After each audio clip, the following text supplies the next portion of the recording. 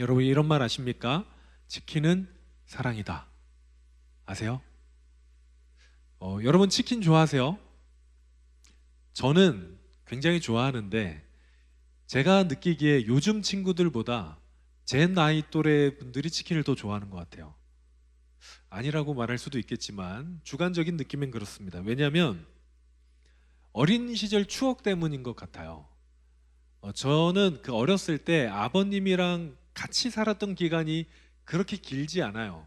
물론 뭐 몇 개월 이렇게 산 건 아니지만 뭐 계속 쭉 같이 살지 못했고 아버님께서 좀 멀리서 일을 많이 하셨기 때문에 같이 지냈던 기억이 그렇게 길지 않은데 그런데 아버님과 같이 살았던 그 기억이 굉장히 좋게 남아 있습니다. 왜냐하면 큰 지분을 차지하는 게 아버지가 퇴근할 때 사들고 들어온 통닭이었어요. 그때는 이제 치킨이라고 하지 않고 통닭이라고 그랬는데 이 아버님이 통닭을 사들고 들어오는 날은 좋은 기억밖에 없습니다. 뭐 어려웠던 일도 기억이 안 나고 그냥 마냥 좋았던 한 마리 가지고는 턱도 없이 부족했기 때문에 두 마리 혹은 세 마리를 사들고 들어오시는데 굉장히 좋은 기억으로 남아 있습니다. 아버지가 치킨을 사들고 들어온 것 자체가 좋은 거죠. 치킨 자체도 맛있지만 그것보다 우리를 생각해서 사랑해서 이것을 사 오셨다는 것 때문에 더 좋았던 것 같습니다.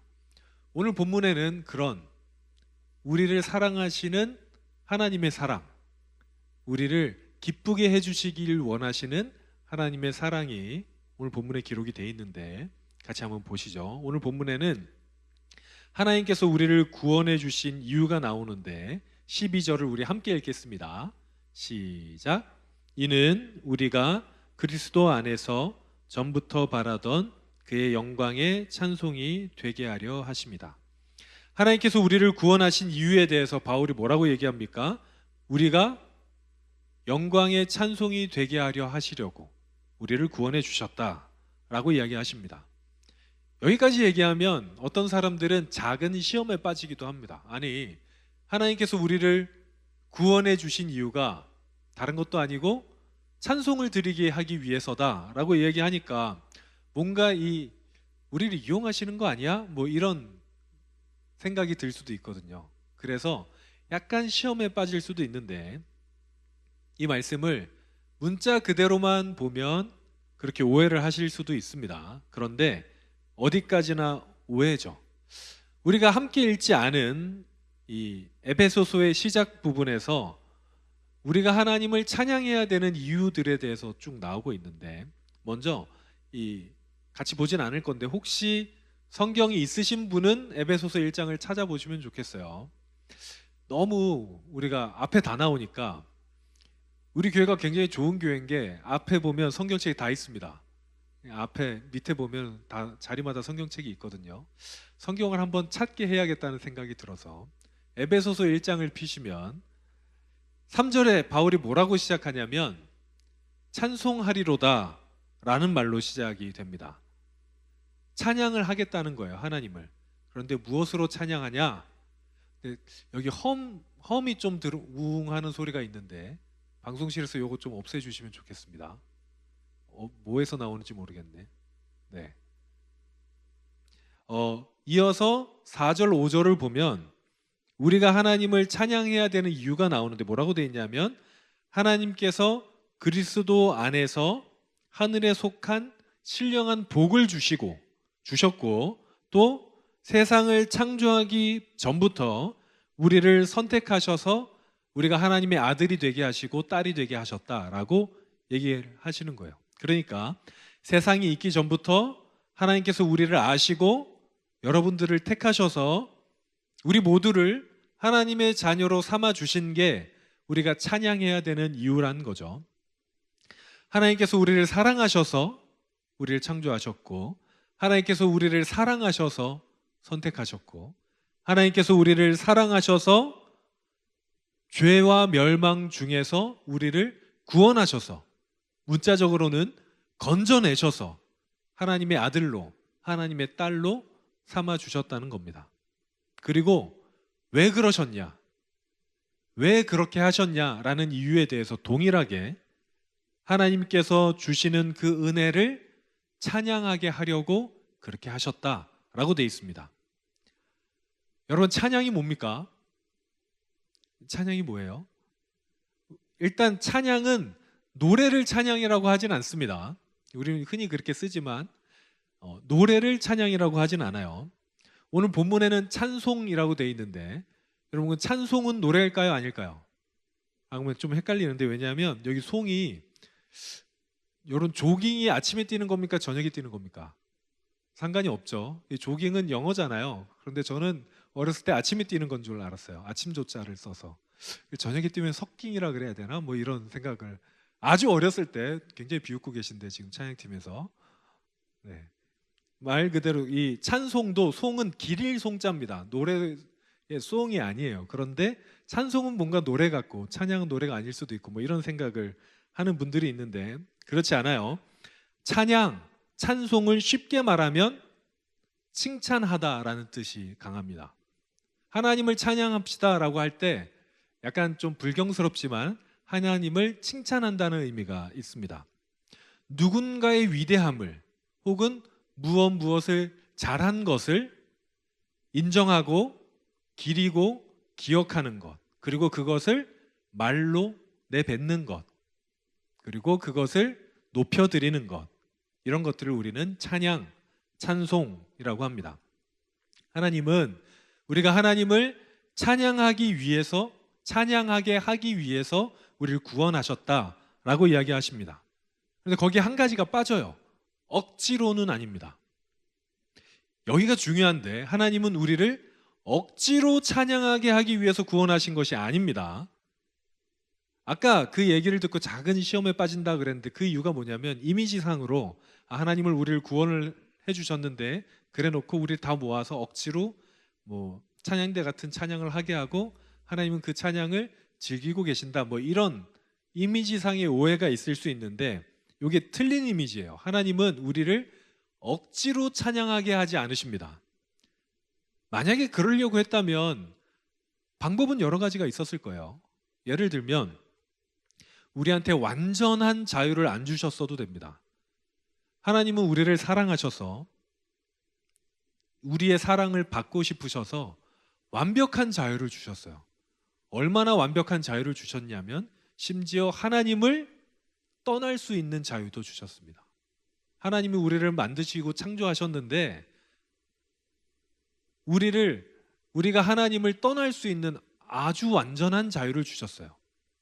그리고 만약에 우리를 억지로 찬양하게 하려고 하셨다면 구원의 조건에 찬양을 넣어 놓으셨어도 됩니다. 너네가 찬양을 하면 내가 구원해 줄게. 너네가 찬양을 하면 그때서야 내가 너희를 인정하고 구원해 줄게 라고 하실 수도 있었는데, 그러지 않으셨어요. 순서가 다릅니다. 우리를 구원해 주셨고 그 다음에 우리가 그것에 대한 찬양을 하는 거예요. 그러면 왜 우리의 구원의 이유를 우리가 하나님을 찬양하게 하기 위해서라고 하셨을까요? 여러분, 어떤 아버지가 있습니다. 그 아버지가 아기를 낳았어요. 어린 아이가 있어요. 여러분, 어린 아이가 있는 집에 밤에 잠을 잘 수 있을까요, 없을까요? 잘 못 자요.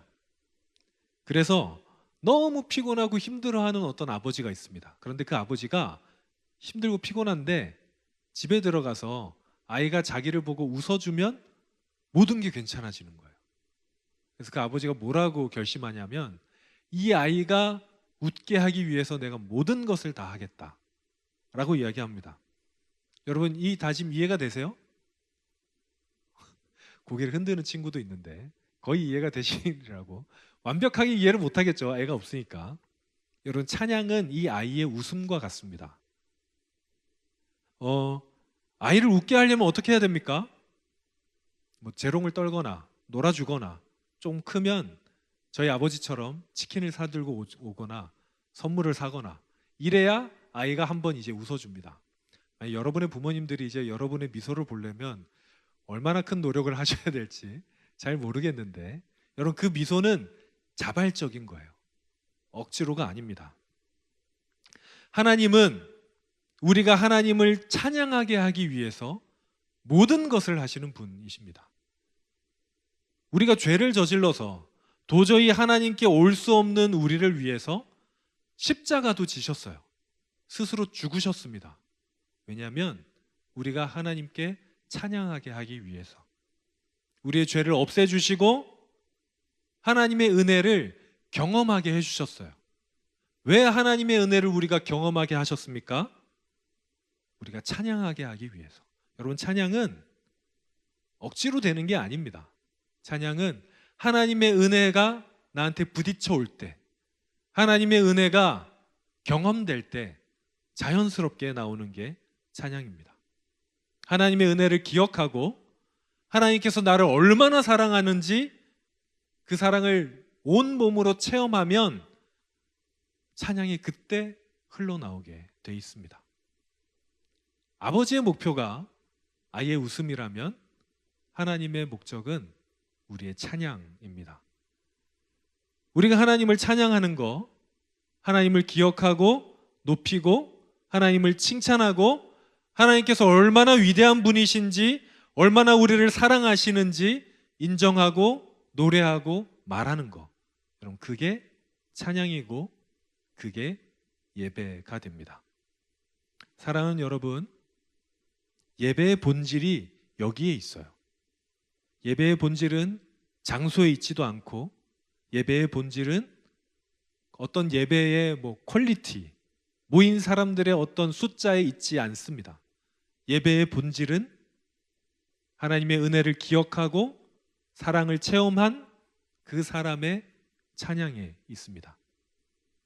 하나님을 높이는 거, 하나님을 만나는 거. 그래서 여러분, 하나님을 진정으로 찬양하는 교회, 하나님을 진정으로 예배하는 교회, 그 교회가 좋은 교회고 그 교회가 잘 지어져 가는 교회가 됩니다. 그리고 신기한 게 있는데, 하나님을 찬양하는 교회는요, 그 자체가 찬양이 되어 갑니다. 좀 어려운데 오늘 본문 12절을 다시 한번 보겠습니다. 자, 같이 읽을게요. 시작. 이는 우리가 그리스도 안에서 전부터 바라던 그의 영광의 찬송이 되게 하려 하심이라. 하나님은 우리가 하나님의 찬송 그 자체가 되기를 원하십니다. 우리가, 그러니까 교회 자체가 하나님의 찬송이 된다. 그리고 이게 뭡니까? 교회 존재 자체가 하나님의 영광을 떠올리게 할 때 교회는 그때 찬송이 됩니다. 교회가 세상에 하나님의 은혜, 하나님의 사랑을 기억나게 하고 하나님의 사랑을 떠올리게 하는 그때 교회는 찬양이 돼요.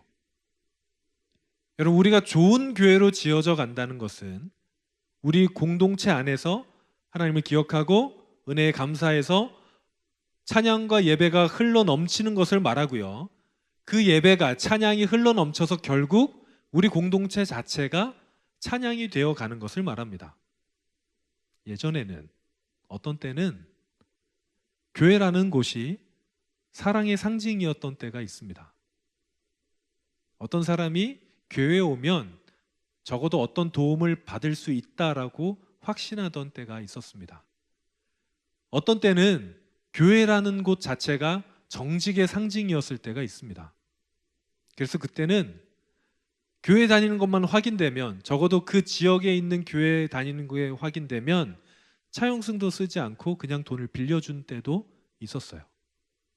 더 오래전으로 거슬러 올라가면 온 세상이 교회를 핍박할 때 교회 다닌다는 이유만으로 잡아가두고 죽여도 죄가 되지 않는 그 시절에도 사람들은, 그래도 교회 다니는 사람들은 사랑이 많고 온유하고 평화로운 사람들이라는 것을 인정했다라고 로마의 역사서는 기록하고 있습니다.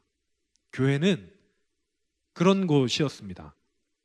사랑이 있는 곳, 평화가 있는 곳, 정의와 정직이 있는 곳. 그런데 여러분, 오늘날 우리는 사랑을 어디에서 찾습니까?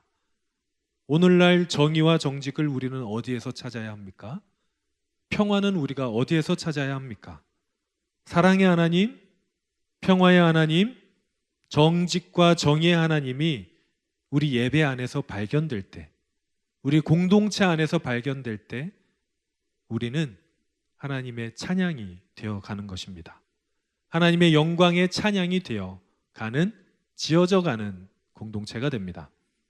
사랑하는 여러분, 여러분의 예배가 하나님을 기억하고 뜨겁게 찬양하는 예배가 되기를 바랍니다. 그리고 그 찬양이 이어지고 반복되어서 여러분이, 또 우리 청년부가, 우리 교회가 하나님의 찬양 그 자체가 되어 가기를 바랍니다. 이렇게 하나님을 찬양하고 하나님의 찬양이 되는 우리 모두, 그래서 세상이 우리를 보고 하나님을 발견하게 되고 세상이 우리를 보고 소망을 발견하게 되는 공동체, 사람들이 우리를 통해 하나님을 만나는 여러분 한 분 한 분 되기를 바랍니다. 찬양팀 나와주시고요. 사랑하는 여러분, 저는 우리가 정말 그런 교회가 됐으면 좋겠습니다. 예배는요, 우리가 좋은 교회가 되어가는 시작이고 끝이에요. 우리가 예배를, 진정한 예배를 드릴 때 우리는 좋은 교회가 되어갑니다. 그리고 좋은 교회는 진정한 예배를 드리게 돼요. 그래서 예배가 우리가 함께 지어져 가는 시작이자 끝이 됩니다. 그러니 여러분, 우리 모두 좋은 예배자가 되기를 바랍니다. 우리 옆에 있는 친구 보고 좀 얘기합시다. 좋은 예배가 되세요.